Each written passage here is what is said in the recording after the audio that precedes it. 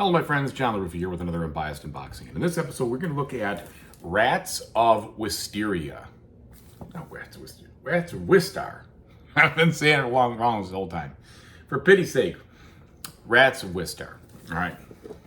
Alright folks, and as usual, please like and subscribe to my YouTube channel if you haven't done so already. And if you have, thank you so much for that support. So I resisted this for a little while. I really did. The back of it kind of shows the gameplay.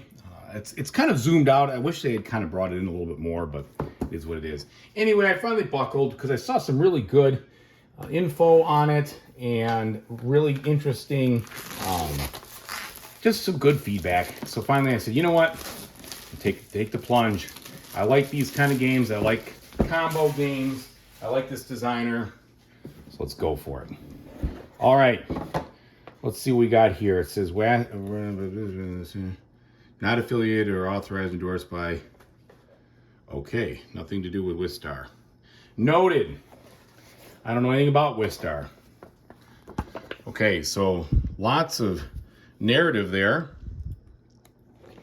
Then we get into the components, the overview, and what's going on in the house, the setup.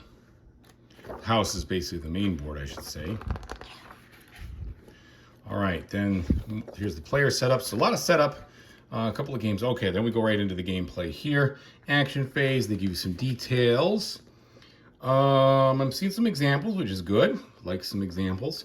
The rule books look like it looks like it's well laid out with regards to, you get a lot of examples, a lot of extra detail, which hopefully will make it easy to learn, not too difficult. They had decent sized font here. Describes the actions, end of the game, final scoring, and there we go. And then this big appendix. I like the fact that there is an appendix, and then some cards explained, all right? Now, solo mode. It's got a separate rule book, so I'm gonna guess it's gonna be a little beefy.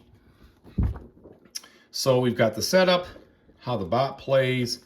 It's gonna be the Rat-O-Bot. All right, so there we go. The general rules, gameplay, placing workers. Some more information here and the explanation of cards.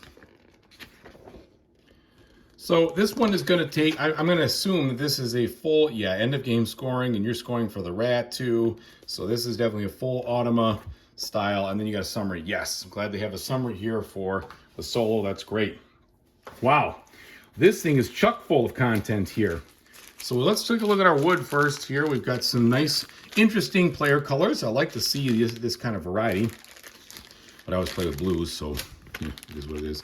All right, and then we have, interesting. I wonder if you're supposed to punch those bottom ones out or not. I'll have to look at that. But those are some cool looking meeples. Then we have some little brown cheese wheels. Interesting that they're brown instead of like yellow or something. Then we've got our happy looking mice here, or rats, or whatever, meeples. We got some more cubes, and we have these little things that look like houses. All right, then we have very tiny wooden discs, and we have some gears.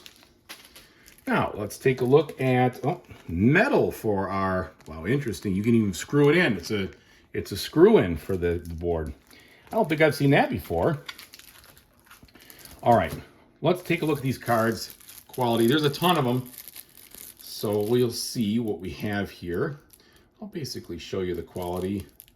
Make sure that we can see if you need to sleeve them or not. You all know me.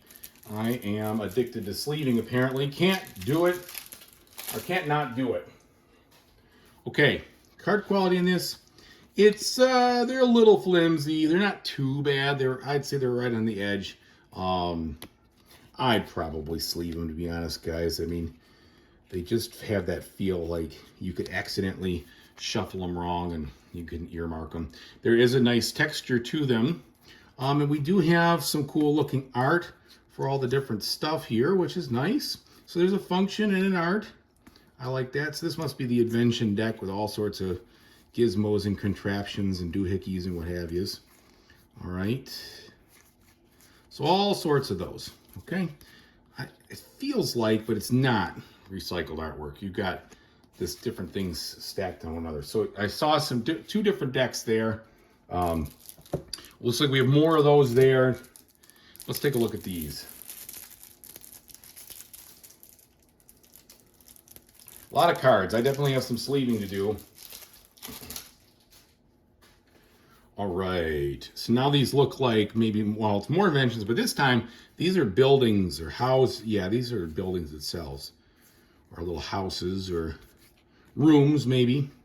Okay, then we have definitely different people here that you can probably hire. And then I'm gonna guess this is all for, yeah, that's gotta be for the Automa. A, B, C, D, I don't know if that's for the Automa 2 or something else, or setup. Okay, so we got a lot of stuff going on here, lots of different cards. All right, let's see what else.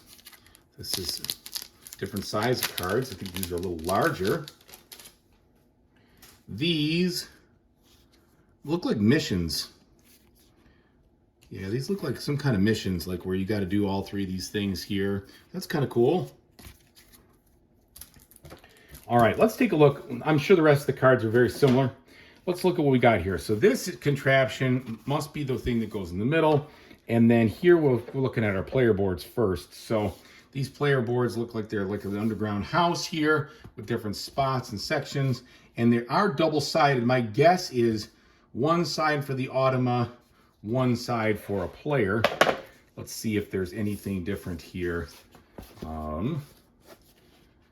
Yeah, I don't know. Looking at these things, they look pretty similar. So I'm not sure 100% if I'm looking at something different or if it's the same and they're just all printed the same. Okay, now, cardboard components. The rest of it's filled with that plus the board. Let's take a look at this board real quick.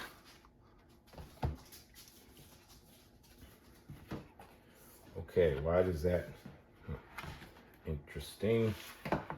Very, I think I'm just must be doing wrong, but very long board. You can see starting over here and then just kind of continuing on. This is that whole house, plus over there, the spot where I'm going to be screwing in that that wheel. So long board, but I prefer a long board because at least from a solo standpoint, I could sit below it and it's all laid out in a way, in a direction that I like. So happy about that. All right, and then finally we've got probably medium thin, I'd say, cardboard here for all these different tiles themselves. Here's the back side and the front. And so now we have stuff that looks like it will go or fix, or you'll put it onto that wheel, and then one more of these. So really interesting. I've definitely been interested in this for a while, just been resisting, but today's the day apparently. So thanks again for watching. I really appreciate everybody. And whatever you do in the future, I really hope you have a fantastic time doing it. Take it easy now.